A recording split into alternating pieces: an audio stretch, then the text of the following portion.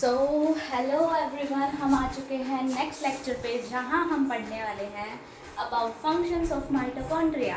Last lecture में हमने उसका एक डायग्राम के साथ उसका पूरा स्ट्रक्चर, उसमें क्या क्या पाया जाता है, कहाँ कहाँ वो यूज़ होता है वो देख लिया था। जैसे कि हमने ईटीसी में यूज़ होने वाले सारे एंजाइम्स मिलते हैं, क्रेब्स साइकिल के सारे एंजाइम्स मिलते हैं, F0 F1 पार्टिकल मिलता है, सक्सिनेट डिहाइड्रोजिनेज जो है वो इनर मेम्ब्रेन पे मिलता है। ये सब हमने देख लिया था, ठीक है। अब हम last but not the least इसके फंक्शंस देखने वाले हैं। This is not last, mitochondria का लास्ट। माइटोकॉन्ड्रिया हम यहाँ एंड करेंगे। जो इसका इनर मेम्ब्रेन है वो लेस परमिएबल है किसी भी चीज़ के लिए, ठीक है। ये क्वेश्चन नीट का प्रीवियस ईयर क्वेश्चन है, काफ़ी बार पूछा भी जाता है। और जब हम क्लोरोप्लास्ट देखते हैं ना, वो भी तो डबल मेम्ब्रेनस है, भले ही वो एनसीईआरटी में कहीं भी मेंशन्ड नहीं है, बट क्लोरोप्लास्ट की भी जो इनर मेम्ब्रेन है वो लेस परमिएबल है, यानी कि चीज़ों को अंदर नहीं जाने देती है, ये समझ लीजिए। जैसे कि हम एक नॉर्मल सेल देखें, उसमें होती है सेल वॉल और सेल मेम्ब्रेन। कौन सी ज़्यादा परमिएबल होती है?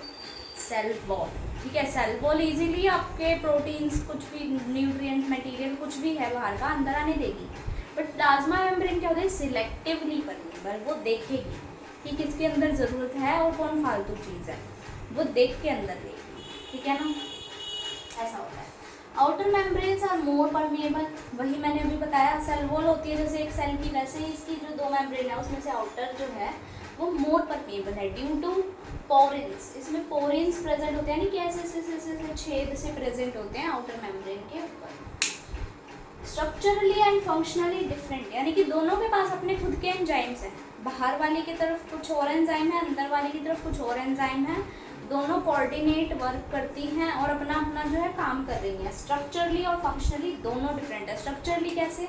बाहर की जो होती है लेयर वो सिंपल होती है, अंदर की फोल्ड्स बनाती है जिन्हें हम कहते हैं क्रिस्टे, जिसकी वजह से सरफेस एरिया इंक्रीज हो जाता है, तो स्ट्रक्चरली डिफरेंट हो गई। और एंजाइम्स दोनों के पास अलग अलग हैं, कोई भी ऐसा नहीं है भाई हाँ दोनों के पास एक ही जैसा एंजाइम है, दोनों के अलग अलग एंजाइम है, इसलिए फंक्शनली भी डिफरेंट है, ठीक है। अब फंक्शंस ऑफ माइटोकॉन्ड्रिया क्या है?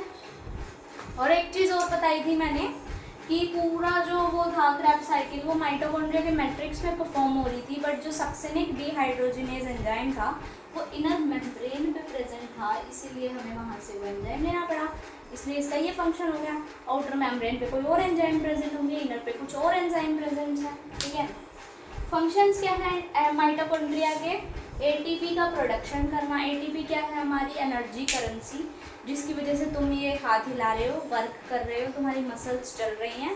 मैंने तुम्हें बताया था जहाँ पर एनर्जी की नीड, मूवमेंट ज़्यादा होगी वहाँ पर माइटोकॉन्ड्रिया भी ज़्यादा होंगे। अब मेरे हाथ हिल रहे हैं, मैं तुम्हें समझा रही हूँ, मेरे हाथ हिल रहे हैं, इनमें मसल्स है, तो मसल्स वाले जो सेल होते हैं उनमें माइटोकॉन्ड्रिया का नंबर नॉर्मल सेल से ज़्यादा होता है। Help in oxidative phosphorylation. अब ऑक्सीडेटिव फॉस्फोराइलेशन क्या होता है?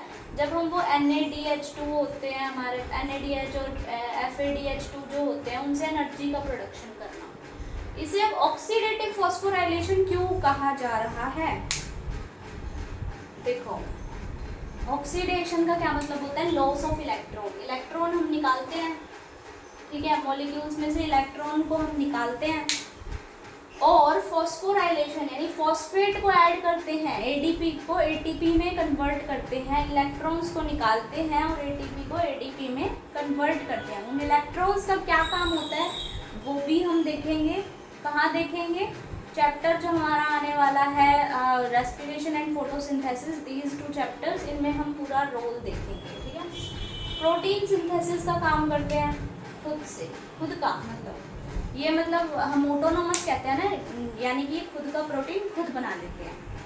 Role in beta oxidation of fat, यानी कि अब मान लो जब हम फास्टिंग करते हैं, जब हमारा व्रत वगैरह होता है, तो हमारे अंदर ग्लूकोज तो जा ही नहीं रहा है, रोटी वगैरह या कुछ भी नहीं हम खा रहे हैं, तो यहाँ पर फैट जो होता है हमारा, उसका ऑक्सीडेशन होना शुरू होता है, यानी वो तोड़ना शुरू करता है। वो भी कहाँ प्रेजेंट होता है? माइटोकॉन्ड्रिया में होता है।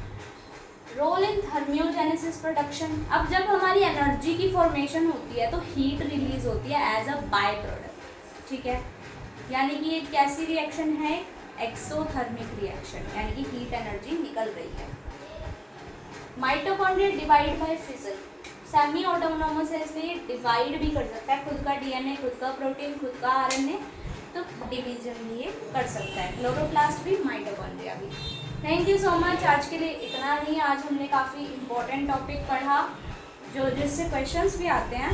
So stay tune, next topic के लिए बने रहें लेक्चर्स में ताकि आपको और भी चीज़ें मिल सके। Thank you so much.